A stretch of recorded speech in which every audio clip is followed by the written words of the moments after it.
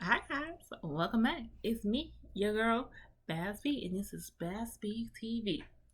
And we're reviewing Love and Hip Hop New York Season 1, Episode 5.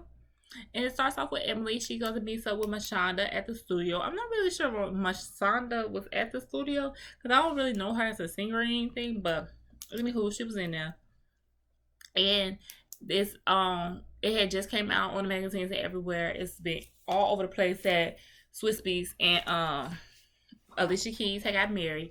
And so she was checking up on her friend because, girl hurt. You know what I'm saying? Girl talking about how, she used to listen to Alicia Keys songs. And now this is the lady who don't stole her man. So Emily wanted to, like, check up on her. And so then that's when Emily also brings up this issue with Adrienne Ballon. Y'all know her. She was from the Cheetah Girls. A cheetah girl, cheetah sister. And then, in later years, she's on the show The Real. So she brings up the fact that it's supposed to be rumored that Adrienne Ballon and Fabulous have something going on, but Fabulous rest assures Emily that there's nothing going on with them. They're just label mates.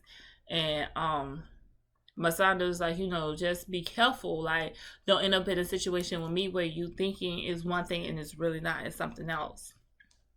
Chrissy and Emily is cleaning out Chrissy's closet and organizing it, and that's when Emily tells Chrissy about these freaky poems that she making. Like, she a little Zane over there. Y'all remember Zane from back in the day? I don't know if he still makes books, but he makes some freaky books. I tried to read me a Zane book one time, and I just couldn't get into it. That's a little too much sex. I like my little hood books, a lot of hood, a little bit of sex, and some more drugs. That's what I like to read. Them Zane books, I couldn't get into. But Emily had her little freaky poem going. Everybody was surprised because Emily's the real quiet one on the show, so everybody was surprised that Emily was over there. Writing these poems like this. Olivia's in the studio and she's recording this on December. Now I do remember when December came out. I do remember that. It did have like a little play, not too much. It had a little buzz, more buzz than anybody else like on this first season. Because I never heard Samaya Reed songs. I never heard what jam Jones was working on. So December did have a little buzz. And now that I'm listening to the lyrics of it while she was in that studio, I was like, oh, this song must have been about Jarrell. Because the lyrics just gave me the vibe that you and Jarrell was on. And her and Rich Dollars, they sit down, and Rich is just like, you're on your third label because you don't been with Jive Records, you don't been with G Unit, and now we trying to get you signed somewhere else. And she was just talking about how when her album was being released, they was overseas. They was sworn for 3 years overseas, and they didn't have time to promote her album over here, so her album got shelved and it never came out. And she's like, everybody, and real talk, Olivia couldn't sing. She can't sing. Like, they really didn't showcase her talent in G Unit because Candy Shop did not showcase what she had did on that December song. And she's just like really upset because she feels like all these other girls in the industry who can't sing really be having it like happen for them, and she can't get nothing happen to her. And I'm looking like Olivia falling in love. Look at Anne-Marie. That girl can sing, and she ain't got no career either. It's I don't know what it is. I don't know if it's an it factor that you have to have, what. But later on in years, I did find out that Olivia is very hard to work with. So that could have been part of her problem too. But, Olivia, don't give up, girl. Maybe one day, but not today. Emily goes to Mashonda's old marital home. Mashonda is finally moving, like completely moving out.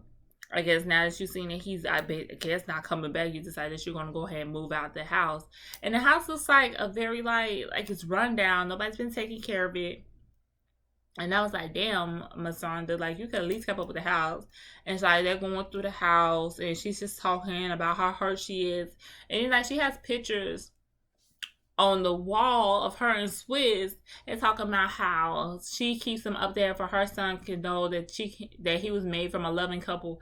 Girl, you don't need all y'all pictures on the wall for that boy to know that he came from a loving family. You could just not talk shit about his daddy. Take them fucking pictures down, reliving your happy days and the heartache every fucking day. Take them damn pictures down. Talking about I'm doing it for the kid. That kid don't give a flying flip about them fucking pictures on that damn wall.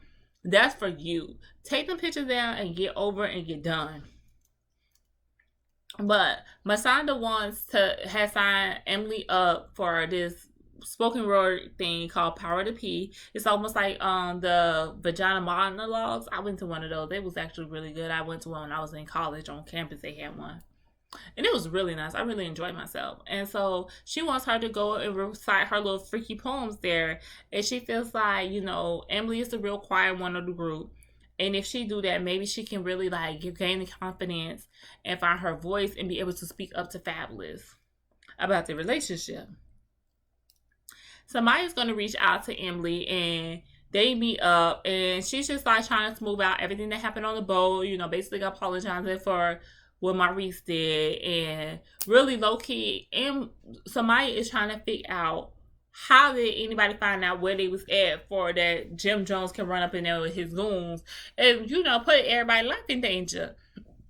And so she was like, so Emily, did let her know, like, yeah, Chrissy did call Jim and let them know, like, what happened. And Jim said he was going to run up on dude. And she was like, well, how did they know it was that? And that's when she put two and two together and realized Olivia texted Chrissy the address. And Chrissy texted Amanda the address. And that's how Jim popped up. And so now Tamaya got a problem with Olivia because she said, listen, you being messy, you being a snitch, basically put people's lives in danger where it was not needed.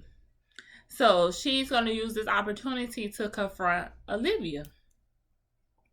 And Emily did end up going to the Power of the P. She did her little poem.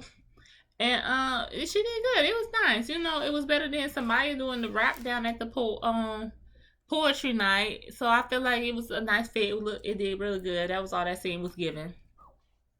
Then we had all the girls meet with Samaya. And when they were walking up, everybody's like, okay, well, why she looking so mad? What's the problem? See, that's the problem with her now. So Samaya apologizes to Chrissy about what Maurice has said. And, she's like, this was between us. He should never jumped in and he should never said the things that she said. And Chrissy, basically was like, it's cool. I ain't got no problem with you. We really ain't got no real beef, so let's just squash the shit. And so that was it. But she went and turned to Olivia and said, I just want to know why you was snitching because you put people in danger that day. And Olivia is basically like, trying to deflect. So she ends up walking away. Emily stays with Samaya, telling Samaya, like, hey, this was not the time and the place to be doing that. We all out in public. People are looking at us because we get loud and stuff like that. Just was not the way. And Samaya's like, you just got to understand street code. Like, you really put people's lives in danger, which, we don't know what could have happened that day. That's true. Because even the staff was looking like, well, what the fuck? Like, I didn't think he was going to come out and do all this.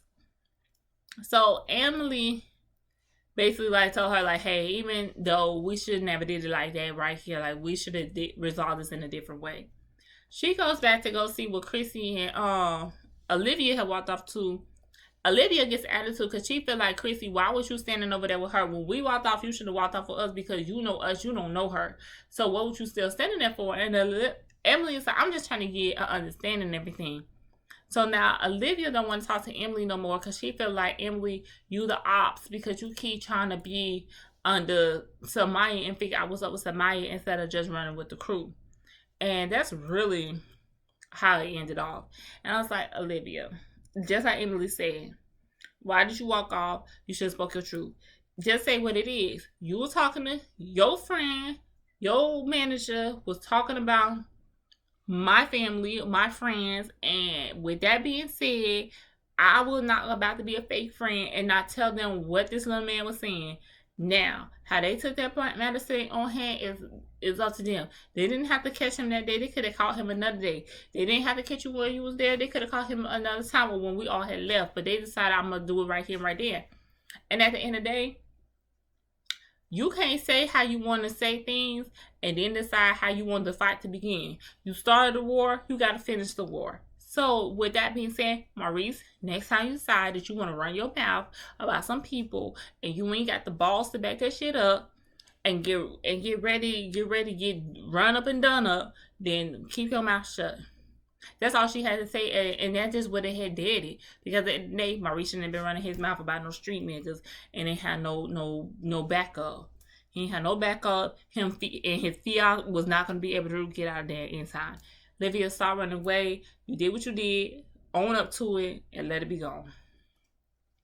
Well, at this point, if you're gonna still been watching me, you need to go ahead and like, comment, and subscribe to the channel. Keep binge watching me as I'm binge watching these shows. And until the next time, bye guys.